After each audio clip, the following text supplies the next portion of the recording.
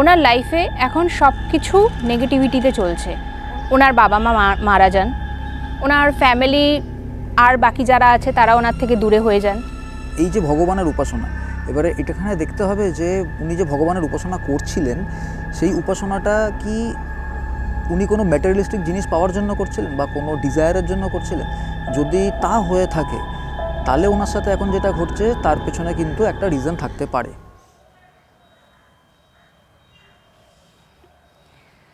নমস্কার, আমি ঈশিতা দাস সান্যাল ইরিটেলসের একটি নতুন এপিসোড নিয়ে আপনাদের সামনে চলে এসেছি। দেখতেই পাচ্ছেন আজকে আমি মন্দির প্রাঙ্গণে আছি। এখানে বিভিন্ন ধরনের স্পিরিচুয়ালিটি নিয়ে আলোচনা হবে, তো দেখতে থাকুন ইরিটেলস। তোমরা হয়তো সবাই এতক্ষণে ভাবছো যে ডিটেকটিভ অফ সুপার ন্যাচারালের ঈশিতা মন্দিরে কি করছে, তাও আবার ইরিটেলসের এপিসোড। আছে গল্প আছে। আজকে আমি তোমাদের সাথে এমন একটা স্টোরি শেয়ার করব, সেটা কিন্তু এই শিব মন্দিরকে নিয়েই। শিব মন্দির না, ভগবান শিবকে নিয়ে। বেশ কিছুদিন আগে আমাদের কাছে একটা কল আসে। সেই কলে দেবরাজের সাথে একজন কথা বলেন, একজন ভদ্রলোক। উনি বলেন যে ওনার লাইফে এখন সব কিছু নেগেটিভিটিতে চলছে, ওনার সব কিছু নষ্ট হয়ে গেছে, ওনার ফ্যামিলি নষ্ট হয়ে গেছে, ওনার আর্থিক সব কিছু নষ্ট হয়ে গেছে, ওনার চাকরি চলে গেছে, ওনার যার সাথে প্রেম ছিল সেটা ভেঙে গেছে। ওনার স্টোরিটা শুনে আমাদের খুব অবাক লাগে। স্টোরিটা ছিল এরকম, উনি বলছেন উনি ছোটোবেলা থেকেই শিবের খুব ভক্ত। খুব ভালো কথা, আমরা সবাই কেউ না কেউ কোনো না কোনো ভগবানের ভক্ত হই। তো উনি শিবের প্রতি এতটাই মগ্ন ছিলেন যে উনি শিব ছাড়া আর কিছু চোখেই দেখতে পারতেন না। সেখান থেকে উনি নিজেকে শিবের প্রতি ডিভোটি করে দেন। বলেন যে আমি আমার সারা লাইফ টাইমে ভগবান শিবের পুজো করা ছাড়া আর কোনো দিকে ধ্যান জ্ঞান দেব না। তো এরকমভাবে চলতে থাকে, দিনের পর দিন উনি বড় হতে থাকেন। একটা টাইমে এসে উনি যখন নিজের সারাউন্ডিংস ছেড়ে বাইরের জগতে পা রাখেন, সেখানে ওনার পরিচয় হয় একটি মেয়ের সাথে। মেয়ের সাথে ভালো লাগা হয়, ভালোবাসা হয়। ওনার মনে বাসনা জাগতে থাকে যে উনি মেয়েটাকে নিয়ে সংসার করবেন, বিয়ে করবেন। তো যখন থেকে এরকম চিন্তাভাবনা আসে, তখন থেকে ওনার শিবের প্রতি যে একটা যে কথাটা উনি শিবকে দিয়েছিলেন, সেইটা কোথাও না কোথাও ব্রেক হতে শুরু করে। সেই ডিভোশনটা ওনার নেগেটিভিটিতে যেতে শুরু করে। হয়তো দিনে 24 ঘন্টা উনি শিবের প্রতি আকৃষ্ট থাকতেন, এখন তিনি হয়তো সে জায়গায় 4-5 ঘন্টা থাকতে পারছেন। তো এই ঘটনা যবে থেকে ঘটতে থাকে এবং মেয়েটার ক্লোজ উনি যবে থেকে আসতে থাকেন বা বিয়ের পরিকল্পনা করতে থাকেন, তারপর থেকেই ওনার আস্তে আস্তে জীবনে সব কিছু খারাপ হতে শুরু করে। ওনার বাবা মা মারা যান, ওনার ফ্যামিলি আর বাকি যারা আছে তারা ওনার থেকে দূরে হয়ে যান, ওনার চাকরি চলে যায়, এবং যখন এত কিছু ঘটনা ঘটছে তখন সেই মেয়েটাও কিন্তু ওনাকে ছেড়ে চলে যায়। তো তারপর উনি একসময় গিয়ে বুঝতে পারেন বা ফিল করতে পারেন, বলা যায় যে কোথাও না কোথাও উনি শিবকে যে কমিটমেন্টটা দিয়েছিলেন, সেই কমিটমেন্টটা ব্রেক করার পর থেকেই ওনার জীবনের সব কিছু ধ্বংস হয়ে গেল। সব কিছু উনি আমাদেরকে ফোন করে বললেন, মানে উনি এখন জাস্ট নাথিং, মানে ওনার জাস্ট এখন মরে যাওয়া ছাড়া আর কোনো অপশন নেই। তো আমাদের শুনে এটা কিন্তু মনে হয়েছিল, বাবারে, ভগবান শিবের ক্ষেত্রেও এরকম একটা গল্প। তো এটা কিন্তু বলা যায় একটা ইরিটেলস, কি তাই না? তো এরকম অনেক গল্প বা ঘটনা শেয়ার করার জন্য আজকে আমাদের সাথে আমাদের গেস্ট আছেন অভিষেক নন্দী। আমি ওনাকে ডেকে নিচ্ছি।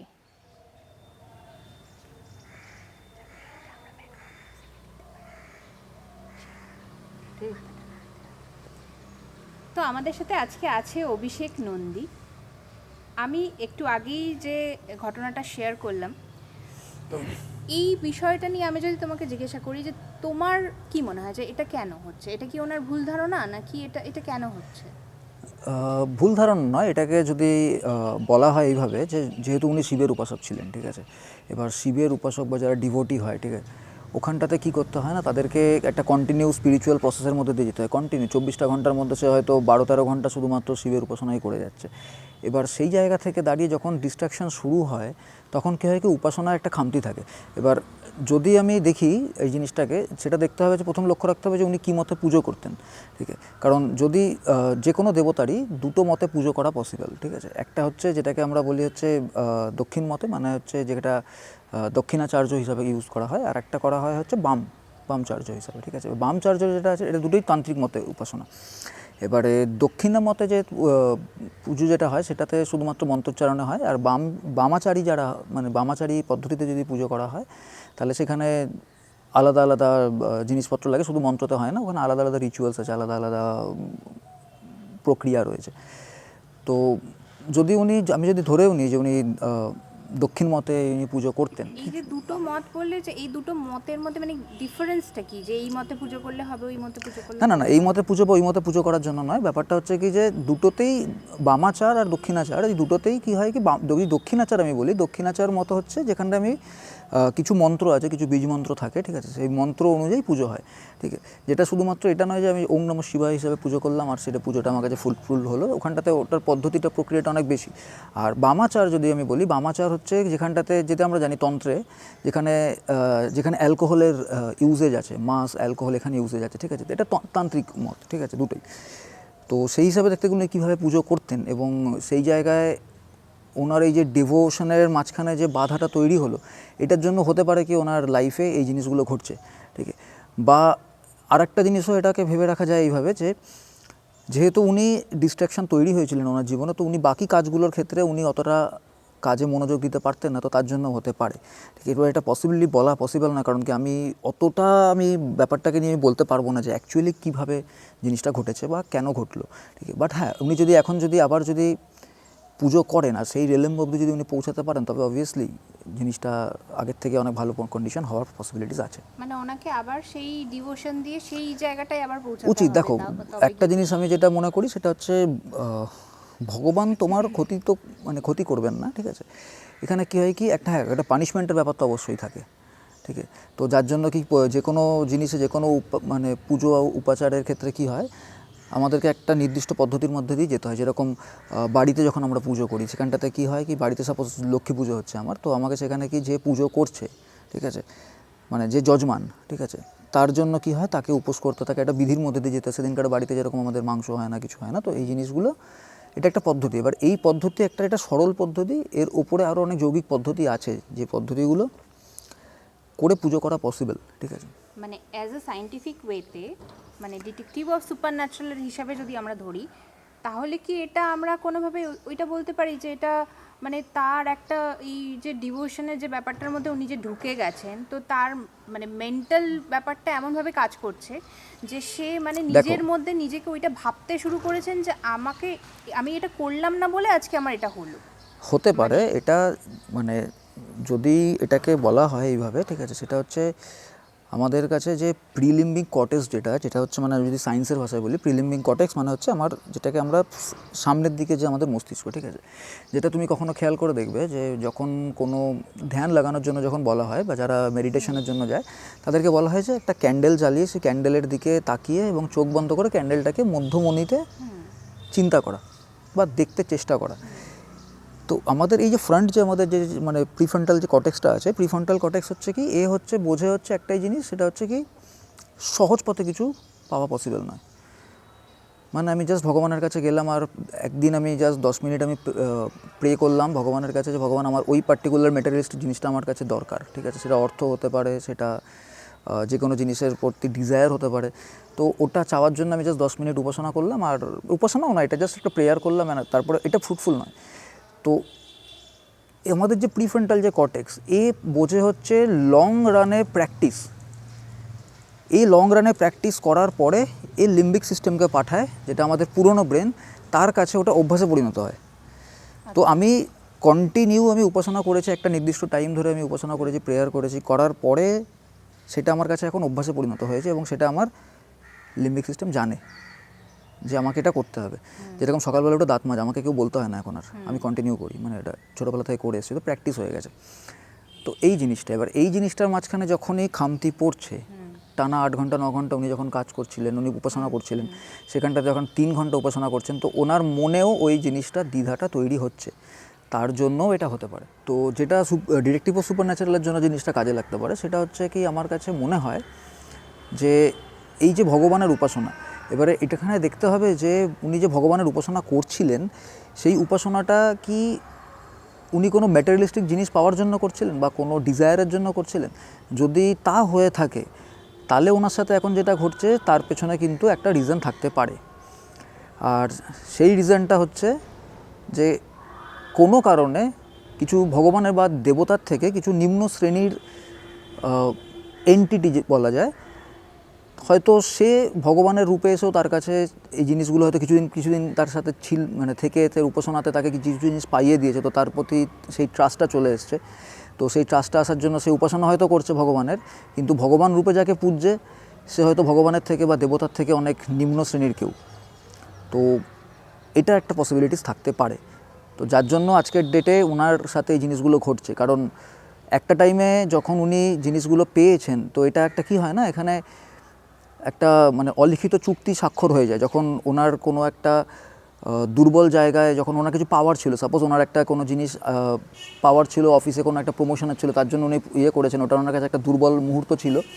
আর সেই জায়গাতে যখন কোনো একটা নিম্নস্তরের এন্টিটি বা যাকে আমরা বলি পিশাচ বলা যেতে পারে, ঠিক আছে, বা অসুর, ঠিক আছে, যদি এই রূপ ধরে এসে যদি তার সাথে যদি তাকে ওই জিনিসটা পাইয়ে দিল, তো কী হয় কি তার উপর ফেথটা বেড়ে যায়। তো হয়তো পুজো হচ্ছে ভগবানের, বাট উনি চাইছেন জিনিসটা একজন অসুরকে বা পিশাচকে। সবাই হয়তো তোমরা ভাবছো যে অভিষেক এতগুলো এক্সপ্লেনেশন এইভাবে কি করে দিতে পারছে। তো আমি ছোট্ট একটা কথা বলে রাখি এখানে, অভিষেক কিন্তু এই যে স্পিরিচুয়ালিটি এইসব ব্যাপারগুলো নিয়ে ও অনেক দিন ধরে রিসার্চ করছে, পড়াশোনা করছে। তো সেই জন্য আমি ওর থেকে একটু জানার চেষ্টা করলাম যে এই জিনিসগুলো অ্যাকচুয়ালি কী হয়। তার থেকেও একটা বড় ব্যাপার, ওর নিজের জীবনেও কিন্তু এরকম ইরিটেলস আছে। তো সেটা আমি ওর কাছে এখন জানতে চাইবো যে ইরিটেলসটা কী। দেখো, ইরিটেলস যদি আমি সেই হিসাবে বলি তো আমার কাছে দুরকম ব্যাপার আছে। একটা হচ্ছে কি, যেহেতু আমি নিজে মানে লর্ড হনুমানের আমি পুজো করি, ঠিক আছে, আর সেই জায়গা থেকে দাঁড়িয়ে একবার আমার তরফ থেকে একটা ছোটো ভুল হয়েছিল, যার জন্য হতে পারে ওটা আমার মানে ব্রেনে জিনিসটা এফেক্ট করেছিল, যার জন্য আমি ওটা ফিল করেছিলাম। আর তো ওটা নিয়ে আমি কথা বলবো। আর একটা জিনিস হচ্ছে কি, যে কিছু জিনিস আছে যেটা আমি আমার বন্ধুর কাছে দেখেছি, আমার এক খুব ক্লোজ একজন ফ্রেন্ডের সাথে হয়েছিল একবার, কিন্তু সেটা একটু তোমাদের কাইন্ড অফ থিং কি সুপার ন্যাচারাল জিনিস। তো তুমি যেটা বলবে আমি সেই হিসাবে শুরু করব। তো আগে কোন জিনিসটা বলবো তোমার? না, তোমার যেটা কমফোর্টেবল লাগে তুমি বলো। তো প্রথম আমি আমার বন্ধুর ব্যাপারটা বলি, ঠিক আছে। তো মানে মেনলি আমার এই স্পিরিচুয়াল জিনিসটা বা স্পিরিচুয়াল আধ্যাত্মিকতার ব্যাপারটাকে আমার পড়াশোনা শুরু করা বা এর উপরে আমার ইন্টারেস্ট জন্মায় ওখান থেকে। সেটা হচ্ছে কি, বহু বছর আগে, প্রায় মানে 5 থেকে 7 বছর হয়ে গেল দেখতে দেখতে। তো আমার এক খুব কাছের বন্ধুর সাথে একটা জিনিস ঘটেছিল। এটা তো কি হয়েছিল, এই যে বলেন না যে হাওয়া লাগা, ঠিক আছে, বা পজেসড হয়ে যাওয়া, এই জিনিস, এরকম একটা জিনিস ঘটনা ঘটেছিল তার সাথে। তো সেটা দিনটা ছিল এক শনিবার, আর তাদের পাশের মানে যারা যেখানে থাকতো বাড়িতে তার ঠিক পাশেই একটা গ্যারেজ ছিল বড়। তো ওখানে ট্রাকস থাকতো, ওখানে অন্যান্য 4 হুইলার্স রাখা থাকতো। তো ওখানে প্রচুর ট্রাক ড্রাইভার্স আসতো যারা বাইরে থেকে আসতেন, ঠিক আছে। তো এরকমই একজন ট্রাক ড্রাইভার একবার সুইসাইড করে ওখানে, ঠিক আছে। তো পাশেই ভাড়া থাকতো, ওখানে সুইসাইড করে। তো সেই শনিবার দিনকার সে স্নান টান করে খেতে বসার আগে হঠাৎ করে দৌড়ে ওখানে দেখতে যায় যে কী ব্যাপার কী না, এবং গিয়ে ওখানে ওই অবস্থায় ঝুলছে সেটা দেখে ফেলে। তো তারপর থেকে তার সাথে কিছু জিনিস ঘটা শুরু হয়। ফার্স্ট অফ অল হচ্ছে মানে একদিন মানে ইনিশিয়ালি তো বোঝা যায়নি ব্যাপারটা, কিন্তু তার মা আমাকে বলেছিলেন যে সে যখন বাড়ি এসে দেখছে যে সে একটা ব্লেড নিয়ে তার থাই কাটছে কন্টিনিউয়াসলি, ঠিক আছে। তো কেটে কেটে মানে রক্ত বার করে দিয়েছে, কিন্তু তার কোনো সেন্স নেই, ঠিক আছে। তো তখন তার মা তাকে নিয়ে যায় এক মানে ঠাকুরের একটা মন্দিরে নিয়ে যায়, এবং ওখানে গিয়ে ব্রাহ্মণের সাথে কথাবার্তা হয় যে কী ব্যাপার কী না ব্যাপার। তো উনি ঠাকুরমশাই ঠাকুরের ফুল দেয়, প্রসাদ দেয়, এবং বলে দেয় যে তুমি একটা কাজ করো, যে ঠাকুরকে তুমি মানো তার একটা লকেট গলায় পরিয়ে রেখো, ঠিক আছে। তো এখান থেকে আর এই ফুলটার বালিশের তলায় রাখবে, আর প্রসাদটা খাওয়া, ঠিক হয়ে যাবে। তো যখনই মালাটা পরানো হয়, এবং তখন ওনার মা কী করেন যে একটা ওই লোকনাথ বাবার একটা লকেট ছিল, তো লোকনাথ বাবার লকেটটা গলায় রূপোর চেনে পরিয়ে দেয়। তো মা রাতের বেলা যখন ঘুম থেকে উঠে দেখছে যে ও গলার চেনটা ধরে এরকম টেনে রয়েছে সামনের দিকে, ঠিক আছে। তো মানে চাইছে ছিঁড়ে ফেলতে, হ্যাঁ। তো ওর মা ওকে ঘুম থেকে জাগিয়ে ওকে জিজ্ঞেস করে যে মানে তখন অনেকটা সুস্থ কিন্তু, ঠিক আছে, জিজ্ঞেস করে যে তুই এরকম হঠাৎ করছিস কেন, ঠিক আছে। তখন ও বলে যে আমি রাতে আমি ঘুমের মধ্যে স্বপ্ন দেখছিলাম যে একজন লম্বা লোক দাঁড়িয়ে আছেন আর একজন বেটে লোক দাঁড়িয়ে আছেন। তো যিনি লম্বা লোক দাঁড়িয়ে আছেন উনি বলছেন যে তুই সুস্থ হয়ে যাবি, তুই ওখানেই থাক, এদিকে আসার কোনো দরকার নেই। আর যে বেটে লোকটি যে আছে সে বলছে যে ওটাকে তুই ছিঁড়ে ফেল, ঠিক আছে। তো এই জিনিসটা যখন আমি শুনি তখন তার আগে আমি বিশ্বাস করতাম না এই জিনিসগুলোতে, কিন্তু আমি যখন ওকে দেখলাম তারপরে যে শরীর পুরো ভেঙে গেছিলো এবং সেই জায়গা থেকে ওর যে রিকভারি হওয়া, এইখান থেকে আমি পুজো আধ্যাত্মিকতার সাথে আমি একটুখানি চেষ্টা করি যে এগুলোকে জানার, বোঝার এবং যতটা পারি। লম্বা লোক আর বেটে লোকটা কি? দেখো এই জায়গাতে যদি আমি বলি সেখানে একটা জিনিস যেতে হবে, একটু ডিপ ডাইভ করতে হবে এখানটা, সেটা হচ্ছে কি যে কথা থাকে যে আমাদের যে পজিটিভ এনার্জি আর নেগেটিভ এনার্জি, যেটা নিয়ে তোমরা আলোচনা করো অলরেডি। তো এখানে পজিটিভ বা নেগেটিভ এনার্জির মধ্যে থেকে কিছু জিনিস হয়, যেন পজিটিভে আমরা দেবতাকে মানি, দেবতা, দেবী, দেবতা এদেরকে মানি। আর নেগেটিভ এনার্জিতে আমরা মনে করি ভূত, পিশাচ, ঠিক আছে, অসুর, ঠিক আছে। এবার এখানে একটা জিনিস জানতে হবে যে সবথেকে ক্ষমতাশালী যদি কেউ নেগেটিভ এনার্জি থেকে থাকে সেটা হচ্ছে অসুর। আমাদের পুরাণেও আছে এবং আমরা বরাবর দেখেও এসেছি সবথেকে ক্ষমতাশালী যদি কেউ হয়। এবারে তার মানে কি অসুর কি নাস্তিক, মানে কি ভগবানে বিশ্বাস করে না, ভগবানকে ভয় পায় না, তা নয়। অসুরের মতন আস্থা ভগবানের উপরে হয়তো খুব কম লোকের আছে। অসুর কী করতো, অসুরকে ভগবানের দরজাতেই দেখা যায়, ঠিক আছে, হিসাব মতন। কারণ অসুর প্রথমে ভগবানকে তুষ্ট করে সাধনার বিষয়ে, সাধনার দিয়ে, তারপর ভগবানের কাছ থেকে একটা বরদান চায় এবং ভগবান যখন বরদানটা দেয় তখন সেই বরদানটাকে সে খারাপ কাজে নিযুক্ত করে। সেটাকে চাইলে ভালো কাজে নিযুক্ত করতে পারতো, যদি ভালো কাজে নিযুক্ত করতো সে হতো সেন্টস, মানে সে ভগবানের দরজা পেত, কিন্তু সে সেটাকে খারাপ কাজে নিযুক্ত করে। আর এরই অনেক নিম্ন স্তরের অনেক শক্তি আছে, যেরকম যার মধ্যে পিশাচ, ঠিক আছে, পিশাচের ব্যাপারটা ওরকম। পিশাচ হচ্ছে তোমার পিশাচকে পুষে তাকে দিয়ে কিছু ক্ষতি করানো যায়, ঠিক আছে। তো এখানে জানতে হবে যে ওখানে যে লম্বা লোকটা ছিল আর যে বেটে লোকটা ছিল, একে যদি আমি এইভাবে সিম্বলাইজ করি যে যে বেটে লোকটা ছিল সে ছিল কোনো একটা খারাপ শক্তি বা কোনো পিশাচ বা কোনো অসুর, আর যেটা লম্বা যে লোকটা ছিল সেই লোকটা ছিল হচ্ছে একজন দেবতা। তো এই হিসাবে জিনিসটা করাতে এটা অল আর পজিটিভ আর নেগেটিভ এনার্জি, যেরকম আলো যেরকম আছে সেরকম অন্ধকার থাকবে, আর এটা যুগ যুগান্তর ধরে চলে এসছে এখানে। আর এখানে নতুন করে জিনিসটাকে বলার কিছু নেই যে যতদিন পর্যন্ত দেবতার অস্তিত্ব থাকবে ততদিন পর্যন্ত অসুরিক অস্তিত্বও থাকবে, এবং যতদিন অসুরিক অস্তিত্ব থাকবে ততদিন পর্যন্ত দেবতার প্রয়োজন আমাদের সবার পড়বে।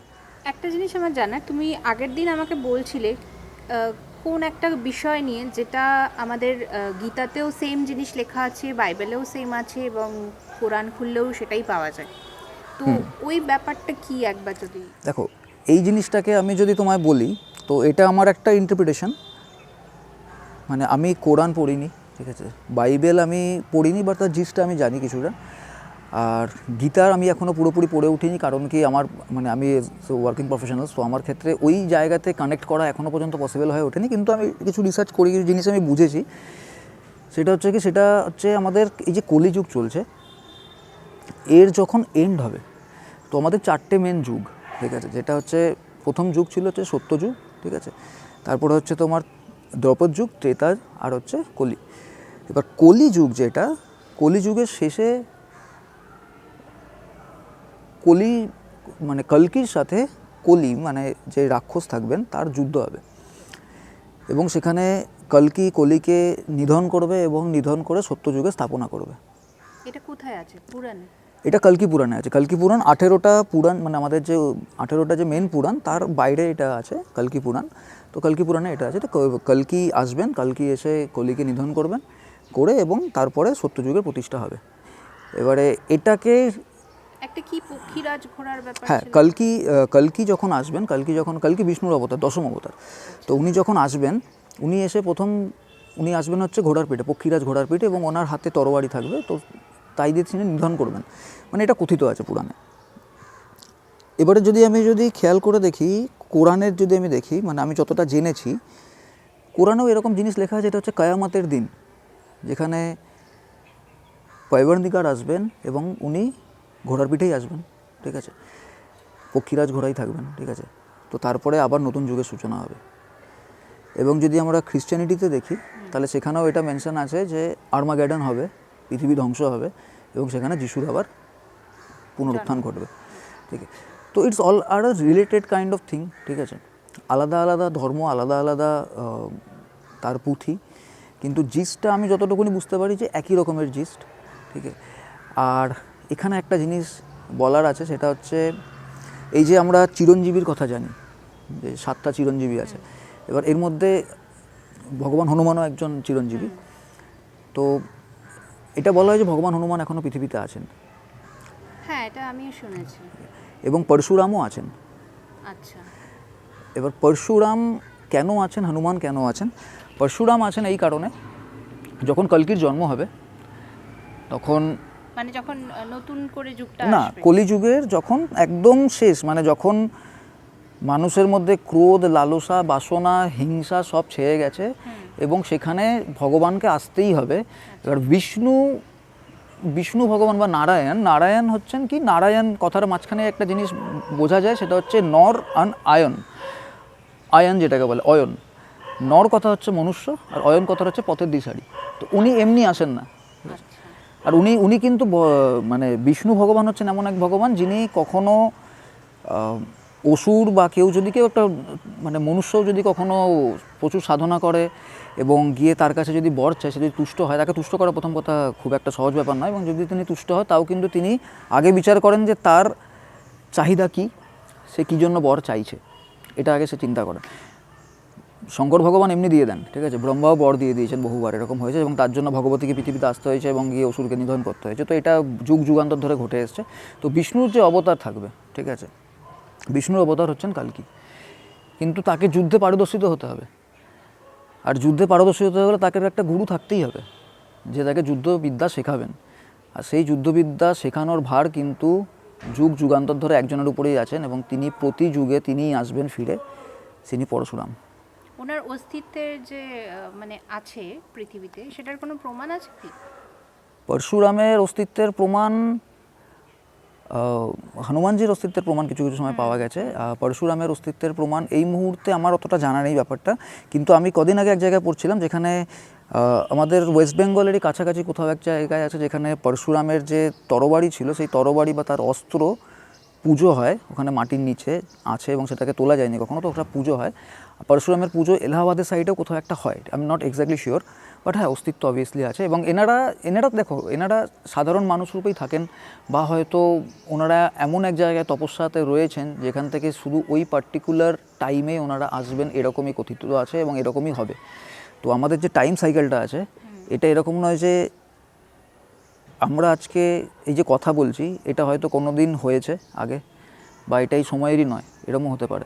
তো প্রতিবার যুগ কলি শেষ হয়ে সত্যের প্রতিষ্ঠা হয়, ঠিক আছে, আর এটা বরাবর হয়ে এসছে। ইটস দ্য বিগেস্ট কসমিক এনার্জির মধ্যে সবথেকে বড় এটা একটা যুদ্ধ হবে, ঠিক আছে, এবং তারপরে সত্যের প্রতিষ্ঠা হবে, এবং তার জন্য হনুমান এখনও রয়েছেন, যিনি সত্য যখন প্রতিষ্ঠা হবে তখনও উনি আবার রাম নামের প্রতিষ্ঠা করবেন। তো এটা তো গেল, তুমি এত রিসার্চ করেছো, তুমি এত জ্ঞান। না, আমি এত রিসার্চ করিনি, মানে আমার এই জিনিসটার উপরে খুব আমার ইন্টারেস্ট, তো তুমি আমি এটা নিয়ে পড়াশোনা করেছো, তার থেকে আমরা অনেক কিছু জানতে পারছি, খুব ভালো লাগছে। আমি অনেক কিছুই জানি না ধরতে গেলে। তো সেই জায়গায় আমি তোমাকে বলবো যে তুমি যে ঘটনাটা বললে, মানে তোমার জীবনের যেটা মনে হলো, একটা তো তোমার বন্ধুর কথা শেয়ার করলে, সেটা তো একটা ভয়ঙ্করই ঘটনা, একটা ডিটেলস বলা যায়। তোমার জীবনে যেটা বললে যে তুমি হনুমানজির খুব ডিভোটি, কিন্তু কোনো একদিন তার পুজোয় যদি তোমার কোনো খামতি হয়ে যায়, তখনই তোমার মনে হয় যে তোমার সাথে কিছু বাজে ঘটতে শুরু করেছে, বা যে আমি ভগবান শিবের ঘটনাটাও বললাম। আমি সেখান থেকে একটা কথা জিজ্ঞেস করছি, তাহলে কি কোনোভাবে এটা বলা যায় যে কোথাও না কোথাও ভগবানও গিয়ে মানে আমাদের জন্য একটা ডেভিলিশ কাজ করছে, যে আমি ওনাকে একদিন আমার পুজো করতে দেরি হয়ে গেল বা আমি একটা ভুল হয়ে গেল, সেই জন্য আমাকে এরকম ক্ষতি করে দিল। কারণ অনেকের কাছেই আমি শুনেছি যারা খুব গোপালের সাধনা করেন, তো তারা গোপালকে একদম খুব বাচ্চার মতন করে পালেন। তো এটা সব মানে ম্যাক্সিমাম সবাই সাথে করে নিয়েও যায় কোথাও ঘুরতে গেলে। তো বলে যে নাকি একদিন কিছুতে খামতি হলেই গোপাল খুব রেগে যান। তো সেইখান থেকেই আমার প্রশ্ন এটা, যে তাহলে কি ভগবানও কোনো না কোনো সময় ডেভিলিশ কাজ করছেন? দেখো ডেভিলিশ ব্যাপারটা আমি বলবো না, দেখো এটাকে আমি একটা খুব সামান্য এক্সাম্পল দিয়ে বোঝাতে পারি। সেটা হচ্ছে যেরকম আমাদের মা বাবা আমাদের ছোটোবেলা থেকে যখন জন্ম দিয়ে আমাদেরকে বড় করেছেন, তো তারা অনেক কিছু জিনিস আমাদেরকে শিখিয়েছেন, বুঝিয়েছেন এবং আমাদেরকে সবসময় আমাদেরকে গাইড করে চলেছেন। এবারে সেইখানে কোনো জিনিস যদি আমরা ভুল করি, তো সেটা কি হয় কি, সেটা জন্য মা বাবা আমাদেরকে বকেন। যেরকম এক্সাম্পল, যে আমার কোনো পরীক্ষা খারাপ হলো আর তাতে খুব খারাপ রেজাল্ট হলো আমার, তো সেখানে আমার মা বাবা আমাদের গায়ে হাতও তুলেছেন অনেকবার, ঠিক আছে। তো লাঠির বাড়ি তুমিও খেয়েছো, আমিও খেয়েছি। তো এটাকে কি বলবো, এটা কি কোনো ডেভিলিশ? না, ডেভিলিশ না, এটা একদমই ডেভিলিশ না। এটাকে বরঞ্চ বলা যায় যে তাদের আমাদের উপর ভালোবাসা, এবং এটাকে শাসন বা অন্যায় কিছু করে ফেলার জন্য তারা আমাদের শাসন করেছে বা পানিশ করেছেন, এটাকে বলা যায়। এটাকে কখনো ডেভিলিশ বলা যায় না। অনেক কিছুই গল্প তোমার থেকে জানতে পারলাম, পুরাণ সম্পর্কে জানতে পারলাম, বা আমাদের মানে বিভিন্ন ভগবানের কি গাথা আছে সেসবও জানতে পারলাম। সব তো একদিনে হয় না। তো আমার তো খুবই এক্সাইটিং লাগলো আজকের এপিসোডটা। Thank you. এরকম নিশ্চয়ই আরও তোমাকে এপিসোডে পাবো, আরও তোমার রিসার্চ সম্পর্কে জানতে পারবো। কারণ সত্যি কথা বলতে এরকম অনেক ঘটনাই আছে যেগুলো আমার কেন অনেকেরই জানা নেই। তাদের হয়তো শুনতে ভালো লাগবে জিনিসটা। আমাদের সবার ক্ষেত্রেই পসিবল হয় না যে আমরা সবাই গীতা পড়ি। তো সেই জন্য যদি কেউ আমাদের কাছে গীতাটা খুব ভালোভাবে এক্সপ্লেন করে, তাহলে আমার মনে হয় খুব ভালো একটা জায়গা তৈরি হয় যেখান থেকে আমরা প্রপার নলেজটা পাই। তো আশা করব যে নেক্সট এপিসোডেও তোমাকে পাবো। একদম। খুব ভালো লাগলো আজকের এপিসোডটা, তোমার জীবনের ডিটেলস শুনলাম। তো থ্যাংক ইউ এখানে আসার জন্য। আর আমি তোমাদের সবাইকে বলবো, যারা এপিসোডটা দেখছো, এরকম অভিষেকের মতন তোমরাও চলে আসতে পারো আমার সাথে। নিজেদের কোনো জীবনের ডিটেলস থাকলে সেটা শেয়ার করতে পারো এসে। আমারও অনেক কিছু জানা হয়, বা আমাদের যারা দেখছেন তারাও অনেক কিছু জানতে পারে। তো অবশ্যই তোমরা আমাদের চ্যানেলটা ইরিটেলস উইথ ডস, এটা সাবস্ক্রাইব করে নাও আরও নতুন নতুন এপিসোডের জন্য, আরও অনেক কিছু জানার জন্য। আমার একটা জিনিস জানা বাকি রয়ে গেল, যে আমরা যে আজকে লোকেশনটায় আছি, এতগুলো শিব মন্দির, ম্যাক্সিমাম জায়গাতেই আমরা দেখতে পাই একসাথে অনেকগুলো শিব মন্দির। এটার পেছনে কারণটা কি, এই কারণটা আমরা জানবো কিন্তু পরের এপিসোডে। এক এপিসোডে সব কিছু হয় না। তো দেখতে থাকো, ফলো করতে থাকো ইরিটেলস।